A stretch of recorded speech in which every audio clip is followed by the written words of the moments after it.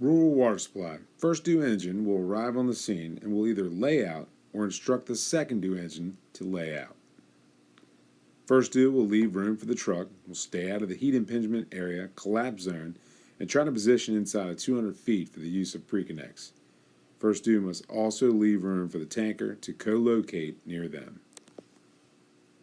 The first due engine officer should consider the water supply and the time they have before sustained flow can be initiated.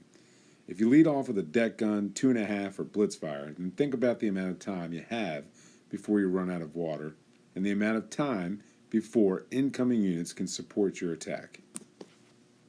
Next, the first due engine driver will take a short shot and connect it to their intake and have it ready for the arrival of the first due tanker. The first due tanker will arrive on the scene, still leaving room for the first due truck. They will pick up the short shot that was laid out by the first due engine company and hook it to their discharge.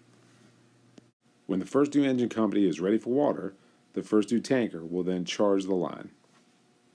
Next, and ideally, the tanker will then disconnect the 4-inch hose from the first due engine company and connect it to their intake. Once the second due engine company arrives on the scene, they will co-locate with the first due tanker and the first due engine company. Second due engine company will then take a line from their discharge and hook it into the intake of the tanker. When the third due engine company arrives on the scene, they will need to grab 2 short shots and connect it to the Siamese. Next, the third due engine company will connect to their discharge off of one of the short shots to prepare to flow water. Once the second tanker arrives on the scene, they will grab the second line off the Siamese and connect it to their discharge. Once units have supplied the Siamese, they can disconnect from the Siamese and continue on to the fill site.